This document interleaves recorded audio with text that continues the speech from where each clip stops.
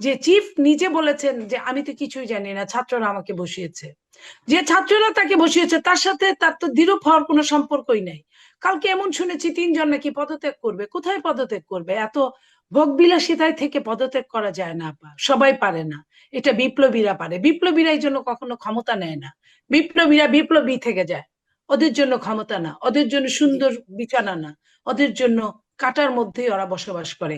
তো সেই কাটা কি তারা দেখেছে? হঠাৎ করে আসছে, কয়টা ছাত্র আন্দোলন করেছে 10 দিন 15 দিনের আন্দোলনে, একটা পিছন থেকে কারা যে তাদেরকে সহযোগিতা করেছে, সাহায্য করেছে, তাওয়া গরম করেছে, সেটা তাদের বুঝার মতো ক্ষমতা তাদের এখনো হয় নাই। তাদের যখন 40-50 বছর হবে তখন যদি তাদের রিয়েলাইজেশন হয়। আমি আপনার 20 বছর টকশো করি, আমাকে বাংলাদেশে চেনে না এমন খুব কম লোক আছে। আমি গত 2 দিন আগে একটা টকশো থেকে বের হয়ে একজনের সাথে এই এই এই আপনার 31শে ডিসেম্বর নিয়ে টকশোতে নিয়ে একজন প্রথম সারির 2-3 জনের একজন আপনার সমন্বয়ক, উনি আমাকে লিফটের কাছে জিজ্ঞেস করে আপনার নামটা যেন কি। আপনি বুঝেন, আমি কিন্তু এটার মানে অহংকার করে বলছি না।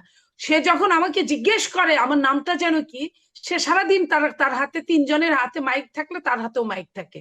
তো সে যখন আমাকে এই কথাটা বলে, তার মানে আপনাকে বুঝতে হবে তাদের কোনো রাজনীতি করার অভিজ্ঞতা নাই, তাদের কোনো স্টাডি করার ইচ্ছা নাই।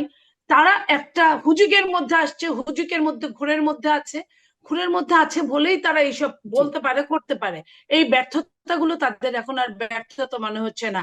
আপনি ঢাকা শহরে মানুষ হয়েছেন শারমিন, আপনি নিজে জানেন। এইখানে আরেকজন যিনি আমার সহ আলোচক আছেন আরো ভালো জানেন, ওই কি বলে সকালবেলা শিবিরের মিটিং আর বিকাল বেলা আপনার শহীদ মিনারের প্রোগ্রাম, দুইটাকে আপনি যদি ঘুটা দেন আপনি যা পাবেন।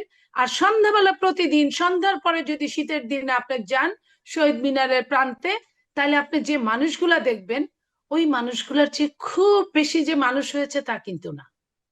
এখান থেকে যদি তাদের বুদ্ধি থাকে, তাদের যারা চালাচ্ছে তাদের যদি বিবেচনা থাকে, কালকে যদি তাদের ঘোষণাপত্রে এমন কোনো কথা জনগণ গ্রহণ করে না, করতো না, এমন যদি হতো, তাহলে সরকারের জন্য বিপদ বাড়তো, কমতো না।